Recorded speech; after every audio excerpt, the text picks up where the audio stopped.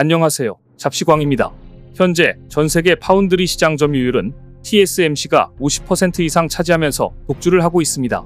파운드리 분야 2위인 삼성전자가 맹추격을 하고 있지만 기존 파운드리 공정에 TSMC가 오랜 신뢰를 구축해왔기에 아직까지 많은 고객들이 계속해서 TSMC를 선택하고 있는데요.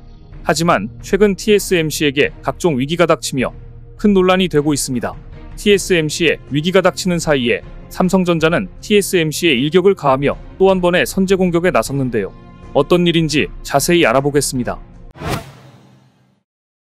7월 초 세계 1위의 파운드리 기업인 대만 TSMC는 대규모 사이버 공격을 당했습니다. 공격한 이들은 세계 최대 랜섬웨어 조직 록빗으로 TSMC에 7천만 달러의 돈을 요구하고 있는 상황입니다. 록빗이 어떤 데이터에 접근해 손에 쥐게 되었는지에 대해서는 아직 명확히 밝혀진 바가 없지만 7천만 달러를 요구하고 있는 것을 보면 확실히 TSMC의 보안이 뚫렸다고 볼 수 있습니다. 다만 TSMC는 고객 데이터는 안전하다는 입장을 고수하고 있지만 여론은 매우 안 좋게 돌아가고 있는데요. TSMC는 공식 발표문을 통해 IT 하드웨어 공급을 담당하는 한 서드파티 기업에서 사이버 보안 사고가 일어났고 이 사건으로 서버의 초기 설정과 관련된 정보가 새나갔다고 밝혔습니다. 문제의 서드파티는 킨맥스 테크놀로지라고 하는데 이 회사는 다른 국제적인 IT 기업들과도 계약 관계에 있는 것으로 알려져 있습니다. 서드파티인 킨맥스 측은 공격자들이 설치 환경 설정 파일 등 매개 변수에 해당하는 정보들을 캡처해갔지만 큰 문제는 되지 않을 것이라고 밝혔습니다. 그러나 록빗의 하위 그룹이라고 스스로 주장하는 이들은 TSMC가 7천만 달러를 8월 6일까지 내지 않으면 중요한 정보가 공개될 것이라고 협박하는 중입니다. 중요한 정보 중에는 TSMC의 네트워크로 진입할 수 있게 해주는 방법과 데이터가 있다고도 주장하고 있습니다. 7천만 달러를 내지 않고 이 정보가 공개된다면 누구나 TSMC의 네트워크에 접속할 수 있게 된다는 것입니다. 10세 전쟁이 전 세계 지정학 관계를 좌지우지하는 지금 이 정보가 외부로 유출된다면 엄청난 파장을 불러일으킬 것입니다. 이와 같이 TSMC를 향한 이런저런 해킹 시도들이 늘면서 위험이 높아지고 있지만 사실 가장 심각한 건 대만의 지정학적 리스크를 안고 있다는 것입니다. 중국은 계속해서 대만을 압박하고 있으며 전문가들은 5년 안에 양안 전쟁이 일어날 것이라고 거의 확실시하고 있습니다. 오랫동안 회사에 투자하기로 유명한 미국의 워런 버핏도 TSMC의 지분을 단 3개월 만에 매도하면서 단타를 치는 이례적인 모습을 나타냈습니다. 워런 버핏은 지난해 7월에서 9월 사이 TSMC 지분 41억 달러치를 매입했으나 작년 연말에 보유주의 90%가량을 매도했습니다. 불과 한 분기 만에 약 5조 원가량의 단타를 친 것입니다. 버핏 회장은 인터뷰에서 TSMC는 경영이 우수한 회사라고 평하면서 하지만 급히 자본을 다른 곳에 투자할 곳을 찾았다고 밝혔습니다. 사실 그는 중국과 미국, 대만이 대만 해협을 둘러싸고 군사적 충돌 가능성까지 나오는 등 대만의 지정학적 리스크가 커지자 투자금을 모두 뺀 것으로 분석되고 있습니다. 이런 움직임은 워런 버핏만이 아닙니다. 블랙록과 JP모건 등 다른 월가 금융회사들도 지난해 4분기에 대만 TSMC 주식을 대거 처분한 것으로 나타났습니다. 그리고 최근 TSMC의 최대 고객 중에 하나였던 엔비디아도 이러한 분위기를 감지하고 TSMC의 리스크 상황에 맞춰 공급처 다변화를 준비 중입니다. 최근 엔비디아가 삼성전자 파운드리 사업부에 AI용 GPU 위탁 생산 물량 일부를 의뢰하기 위해 협의를 진행 중인 것으로 알려졌습니다. 최선단 공정인 3나노를 기반으로 한 시제품 성능 검증을 비롯해 2.5D 패키징 등 후공정 기술이 엔비디아가 원하는 수준에 부합할 경우 일부 물량을 수주할 수 있을 것이라는 관측이 나오고 있는데요. 최신 공정인 3나노 공정의 수율이 아직 무르익지 않은 상황에서 수요는 폭증하고 있어 AI용 GPU가 벌써부터 병목 현상을 빚고 있기 때문입니다. 그리고 기존 위탁 생산사인 대만 TSMC만으로는 충분한 물량을 뽑아내기 어려울 뿐더러 TSMC에 여러가지 리스크가 생기면서 삼성전자를 제2 파트너로 삼을 가능성이 높습니다. 이렇게 TSMC에 여러가지 리스크가 터지며 휘청이고 있는 가운데 최근 삼성전자가 또 한 번 TSMC에 선제 공격을 날렸습니다. 지난 6월 28일 삼성전자는 세계 최초로 3나노 양산 성공 1주년 직전에 2나노 승부를 위한 마스터 플랜을 내놨습니다. 모바일 칩, 고성능 컴퓨터, 차량용 칩 등으로 순차 연결되는 제품 전략을 통해 TSMC와의 대결에 맞서겠다는 의도입니다. 삼성이 TSMC에 앞선 3나노 프리미엄으로 더 높은 기술력을 확보했다면 이를 바탕으로 TSMC와 본격적인 2나노 경쟁을 펼치겠다는 계획으로 풀이되고 있습니다. 지난해 6월 3나노 공정 반도체 양산에 성공하고 TSMC를 제치며 세계 최초 타이틀을 거머쥔 삼성은 지난 1년간 기술 경쟁력을 한층 끌어올렸습니다. 특히 차세대 트랜지스터 구조인 게이트-올-어라운드 GAA를 도입한 것이 핵심입니다. GAA는 TSMC가 쓰는 방식인 핀팻보다 성능과 전력 효율 면에서 한층 앞선 게임 체인저로 꼽힙니다.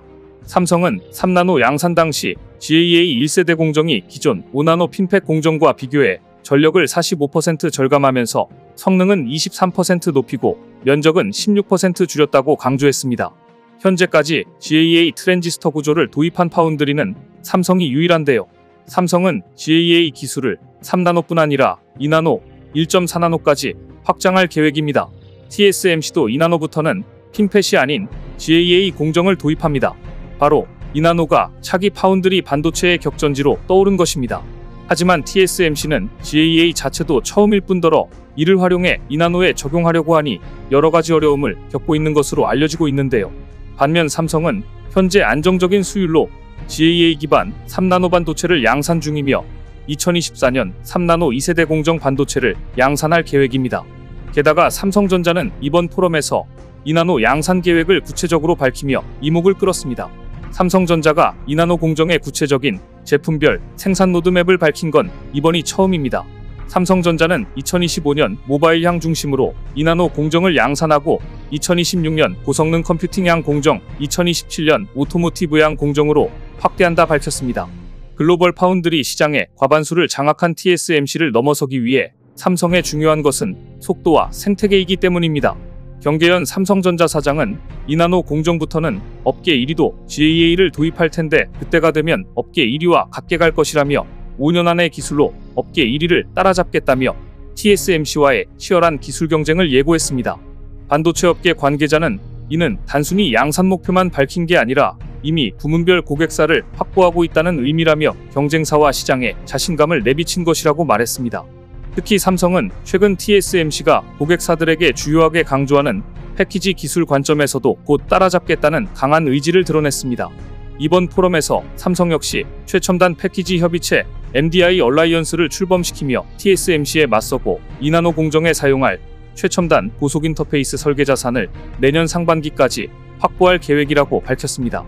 삼성, 첨단 칩 생태계를 구성하는 100여 곳과 협업을 강화하며 고객사 유치에 전력을 다한다는 설명입니다. 사실 기술력만으로는 TSMC를 역전했다고 해도 과언이 아닌데 어쨌든 중요한 건 고객사를 최종적으로 확보하는 것이니 앞으로가 귀추가 주목되고 있습니다.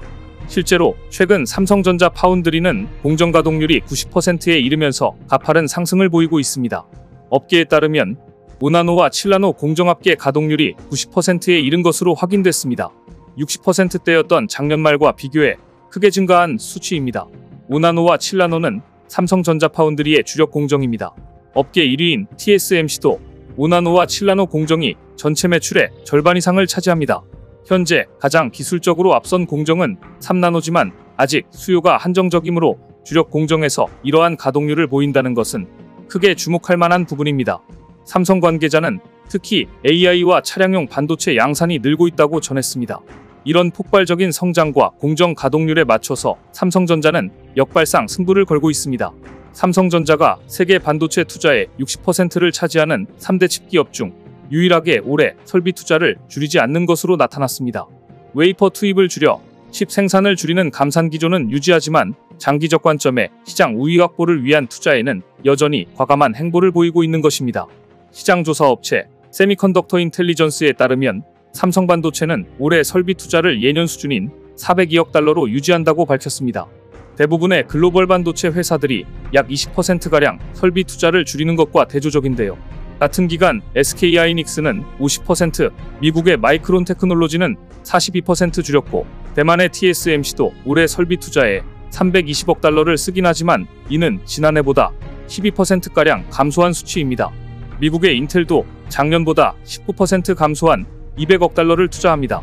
올해 삼성은 TSMC와 인텔을 포함한 톱3 기업 중에서 유일하게 투자 금액을 줄이지 않았다는 점에서도 이례적이지만 그 규모가 400억 달러를 넘으며 압도적이란 점이 주목됩니다. 이 같은 삼성의 투자는 세계 IT 불경기 시기에 나타나는 것이라 업계의 관심을 끌어모읍니다. 침체가 깊어진 위기에도 삼성은 강력한 투자를 통한 시장 경쟁력 확보에 주력하며 경기 회복기가 찾아올 때 최정상 기업으로 도약할 수 있다는 초격차 전략을 보여주며 기대를 모으고 있습니다. 현재 전세계 파운드리 반도체 시장은 TSMC와 삼성전자가 70% 이상 점유하고 있습니다. 그런데 이 틈을 비집고 일본에서도 파운드리 시장에 도전하려고 야심차게 준비 중인 프로젝트가 있습니다. 바로 일본 정부 주도로 설립된 파운드리 반도체 기업 라피더스인데요. 기시다 총리가 일본 경제를 살리기 위해 막대한 지원금을 쏟아부으며 준비한 이 기업이 그런데 최근 한국에 항복 선언을 하며 위기를 맞았다고 합니다. 한국에 덤비지 않겠다는 폭탄 발표를 했다고 하는데요. 라피더스 설립 초기에는 삼성전자의 공정기술력을 따라잡겠다더니 어떻게 된 일일까요? 오늘은 이와 관련해서 자세히 알아보겠습니다. 최근 삼성전자는 대대적인 조직 개편을 진행하며 TSMC를 향한 칼을 갈고 있습니다. 이번에 삼성전자 반도체 부문은 디램, 파운드리 분야 연구개발 조직 인사 개편을 단행했습니다. 연구개발 책임인사 교체와 조직 세분화가 특징입니다. 업계에 따르면 삼성전자 DS 부문은 전략 마케팅 조직에서 근무하던 황상준 부사장을 새로운 디램 개발실장으로 임명했습니다. 디램 개발실은 삼성전자 DS 부문의 주력인 디램 차세대 제품을 연구하는 곳입니다. 디램 개발실 인사를 단행한 것은 최근 좁혀진 경쟁사와의 기술 차이를 벌려 초격차 전략을 유지하기 위한 판단으로 풀이됩니다. 파운드리 사업부에서도 인사가 있었습니다. 신임 파운드리 최고기술 책임자로 기술개발실장이었던 정기태 파운드리 사업부 부사장이 선임됐습니다. 정 CTO의 빈자리를 메울 인물로는 부자음 파운드리 기술개발실 부사장이 낙점됐습니다. 이들은 파운드리 1위인 TSMC와의 경쟁에서 우위에 설 수 있는 이나노이아 최첨단 공정개발을 책임지게 됩니다. 반도체 업계는 이번 인사를 생성형 인공지능 개화 이후 주목되는 고용량, 고신내성 제품 수준을 한층 끌어올리기 위한 움직임으로 보고 있습니다. 또 파운드리 영역에서는 최근 시장 점유율 60%를 돌파한 TSMC의 기세를 꺾기 위한 행보로 풀이됩니다. 보통 삼성전자 임원 인사와 조직 개편은 통상 연말인 12월께 이루어지는데요. 하지만 정기 인사보다 5개월이나 앞당겨 조직 개편을 단행한 것은 상당히 이례적이라는 평가입니다. 그만큼 삼성전자의 반도체 선행기술 개발이 빠르게 진행되고 있다는 신호로 볼 수 있는 대목입니다. 삼성전자는 세계 디램 시장에서 40% 이상의 압도적 점유율을 차지하는 회사입니다. 하지만 최근 고대역 폭메모리 HBM 분야 기술 측면을 봤을 때 삼성전자와 SK하이닉스 간의 격차가 점차 줄어들고 있다는 평가가 나오면서 주력인 디램 기술을 강화해 격차를 벌리겠다는 포석입니다. 물론 파운드리 분야에서는 역전 가능성을 높일 고급 기술이 절실합니다. 삼성전자는 2019년, 2030년 시스템 반도체 1위 비전 아래 최첨단 기술 개발과 고객사 확보에 매진하고 있지만 아직까지 TSMC와의 점유율 격차를 좁히는 것은 시간이 걸리고 있습니다. 따라서 삼성전자는 반도체 시장의 우려를 불식시키고 현실적 문제를 타개하기 위한 극약 처방으로 조직 세분화, 리더급 인사 변화를 선택한 것으로 풀이됩니다. 한 업계 관계자는 디램 매출 1위가 결코 기술력 선두를 보장하지 않고 미래의 위상을 결정지을 수 없다며 혁신적인 인사와 시스템 개선이 필요하다고 진단했습니다. 이렇게 끊임없는 노력이 점차 결실을 맺고 있는 것인지 최근 삼성전자 파운드리가 최근 미세 공정 수율이 상당히 개선되며 잠시 이탈했던 고객사를 재확보할 가능성이 커진 것으로 분석되고 있습니다. 업계 관계자는 11일 삼성전자 파운드리는 수율 개선, GAA 공정 선점 등으로 고객사 유치 가능성이 높아졌다며 엔비디아, 퀄컴, AMD의 수주를 확보할 가능성이 있다고 분석했습니다. 작년에 삼성전자 파운드리는 10나노 미만 공정부터 제품 출시가 일부 지연되고 수율 개선에 더딘 모습을 보여주면서 고객사 일부가 TSMC로 이탈했었습니다. 특히 퀄컴과 애플은 삼성전자 DS 사업부와 경쟁 관계이기 때문에 TSMC 대비 고객사를 유치하기가 불리했습니다. 삼성전자 파운드리 고객사들은 10나노부터 순차적으로 애플, 엔비디아, 퀄컴이 이탈했으며 2022년 기준으로 봤을 때 TSMC의 설비 투자와 생산 능력은 삼성전자 파운드리 사업부의 3배까지 커진 상황이었습니다. 또한 7나노 미만 초미세 공정에서 TSMC의 점유율이 90%까지 오르며 두 회사의 격차가 벌어졌습니다. 하지만 올해 들어 삼성전자 파운드리 초미세 공정이 빠르게 안정화되면서 수율이 확 올라갔습니다.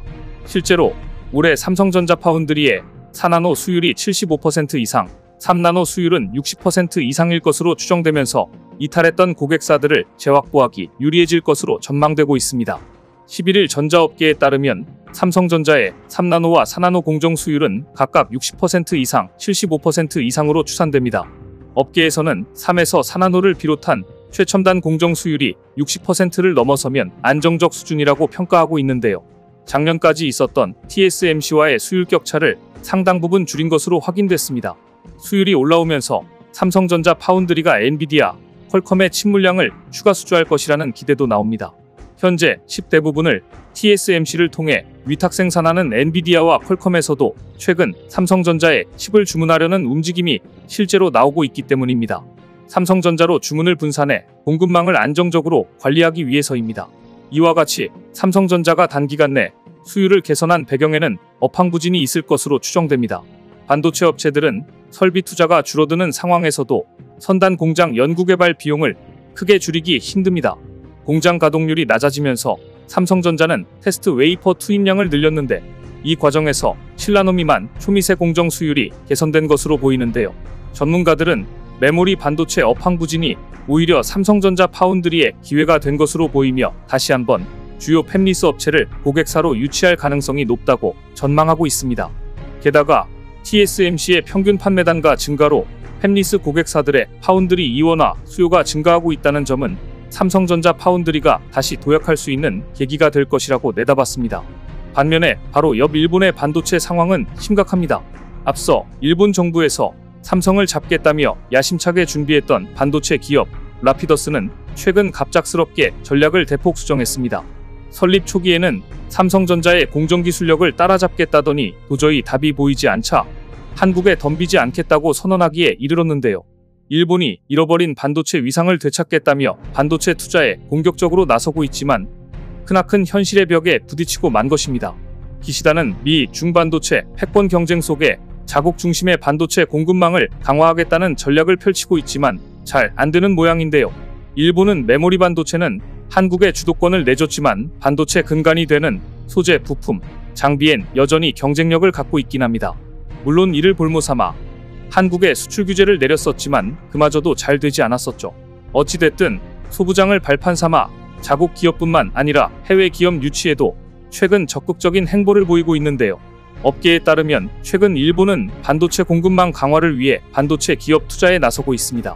13일 니온게이자이는 일본 정부가 웨이퍼 생산 세계 2위인 섬코에 약 750억 엔, 하나로 약 7천억 원 규모의 보조금을 지급한다고 밝혔습니다.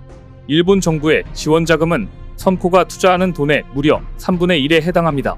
미, 중 반도체 갈등 속에 공급망 확보가 원활치 않자 선제적 투자에 나섰 분석입니다. 앞서 일본 정부는 반도체 산업 재건을 천명했습니다. 기시다 후미오 일본 총리는 지난달 새로운 자본주의 실현 회의를 열어 반도체, 배터리, 바이오 산업, 데이터 센터 등 4개를 전략 분야로 선정했습니다. 특히 갈수록 존재감이 옅어지고 있는 일본 반도체에 힘을 싣겠다고 강조했습니다. 일본 반도체는 세계 시장 점유율이 절반에 달하다 1990년대 중반 이후 국제 무대에서 입지가 좁아졌습니다. 미국에 이어 한국과 대만의 기술력이 급성장하면서 설 자리를 잃은 것입니다. 일본 정부는 반도체 산업 육성 전략을 발표한 이후 세계 반도체 기술 경쟁에도 다시 가세하기 위해 라피더스라는 반도체 기업을 설립했습니다. 라피더스는 지난해 11월 차세대 로직 반도체 국산화를 목표로 도요타, 소니, 키옥시아 등 일본의 주요 기업 8곳이 출자한 신설법인입니다. 자율주행, AI 분야 등에서 활용되는 로직 반도체를 개발할 예정이며 향후 10년간 5조엔의 설비 투자를 계획하고 있습니다. 사실 상당수의 자금이 일본 정부에서 나온 것입니다. 그런데 최근 큰 문제가 발생했습니다. 돈은 계속해서 투자하고 있지만 실제로 너무나도 높은 기술 장벽에 부딪힌 것입니다. 그러자 결국 한국과 싸움을 피하는 방향으로 전략을 대폭 수정하기로 결정했습니다. 니온게이자이 등 외신 보도에 따르면 최근 라피더스는 본격적으로 물량 경쟁에 뛰어드는 일을 피하겠다는 계획을 내놓았습니다. 코이케 아치요시 라피더스 사장은 인터뷰에서 2027년까지 2나노 미세공정 반도체 양산체계를 구축하겠다는 목표는 변하지 않았다고 밝혔습니다. 그러나 파운드리 분야에서 삼성전자, TSMC 등 경쟁사와 정면으로 대결하게 될 가능성은 낮다고 강조했습니다.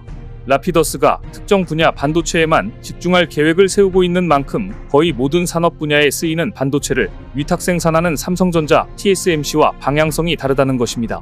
코이케 사장은 삼성전자와 TSMC의 반도체 생산 능력을 따라잡아 물량으로 승부를 보려하지는 않을 것이라는 점도 강조했습니다.